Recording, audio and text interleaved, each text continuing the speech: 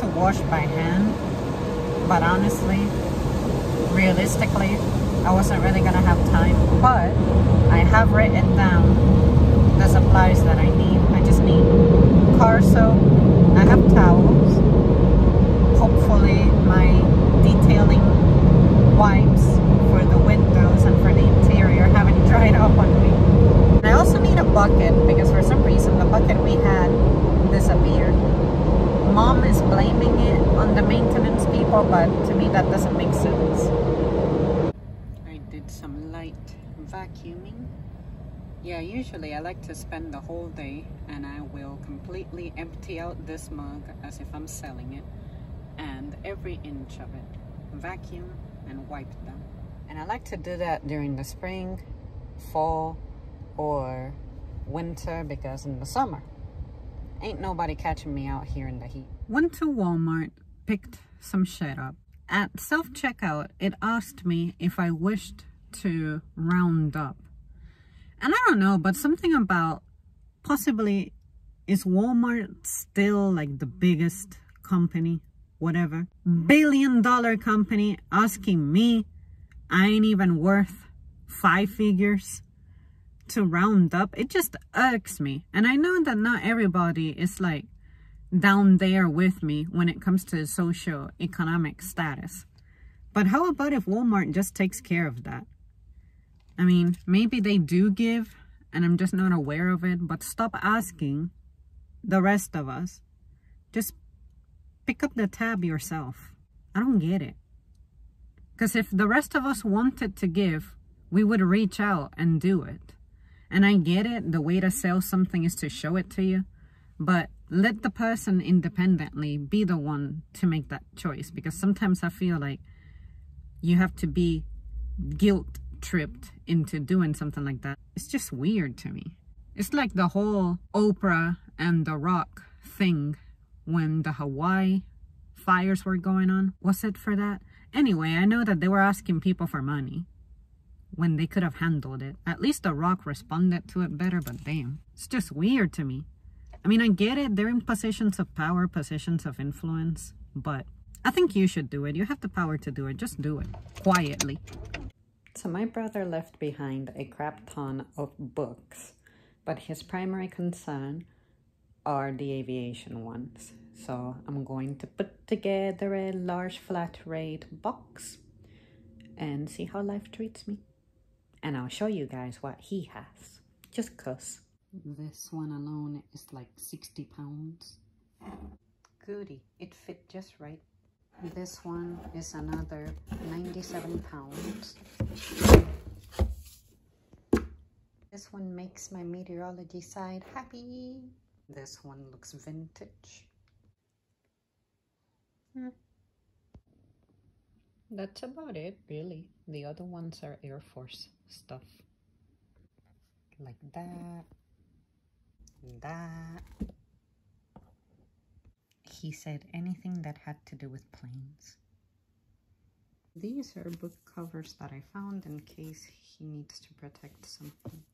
Oh yeah, he's also a mariner, but I think he has his license already. Okay, the 320-pound box is ready.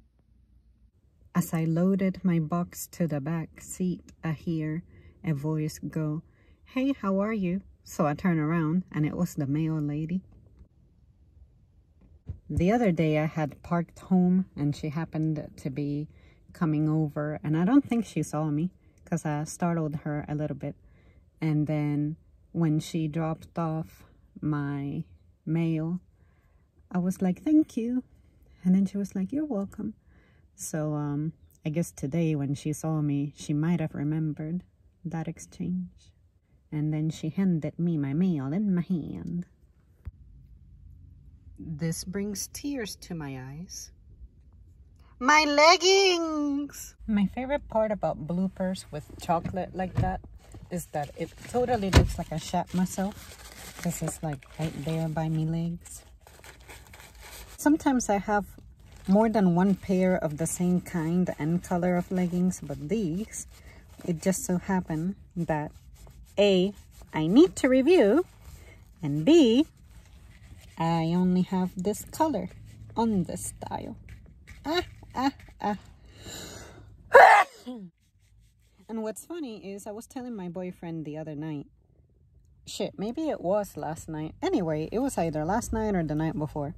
I was telling him how I have a way easier time cleaning up blood stains than chocolate. Chocolate stains really hit my fabrics. A little different. Too different if you ask me. I wish I had hand sanitizer or something with a tad bit of alcohol, and I would know exactly what to do to this. But for right now, the move I have made is good enough. That and that. And I even noticed that back there I have some too. Every time I wear this shade of blue, something happens. 2 years ago, I was wearing one of my bright blue shirts, and I was at a stoplight. The light turned green. I accelerated while I was taking a sip of my protein drink. Like, I wasn't thinking, I just reacted. And then, like, the cup went like, and it spilled all over this side right here. To this day, I still haven't managed to clean that up. Okay, so I dropped off my brother's package, and it's funny because there was this one guy who parked on the spots that are right in front of the building, and I parked on the spots that are as far away from the building, and I was carrying that box, which turned out to be, oh, I guess since it's flat rate, it doesn't tell me how much it weighed, which makes me sad because I was curious. But anyway, I guesstimate it was at least 30 pounds. Anyway, he steps out, holds the door open, both of them, because this post office has 2 sets of doors. When I got to the counter, my clerk goes like, all right, priority mail, that's gotta be heavy, right? So then I just hand it to him, and then he's like, yeah, pretty heavy. And then the guy who held the door open for me, he was like, that's why I felt compelled to hold the door open for. But she was carrying it like a man. And then my clerk was like, yeah, she looks pretty strong. And I'm like, really? I get washed by a 10-pound dumbbell over my shoulders. But yeah, when it comes to my carrying abilities, I've always been pretty confident about it. And when I think about it, I'm the great-granddaughter of someone who used to go down streams, come back up a hill with things of water, jars of water on top of her head. So I'm good. Yeah. I may not have a lot of like brute force, but when it comes to me carrying and holding on to heavy shit, I don't know why, I've always been good at that. So there you go.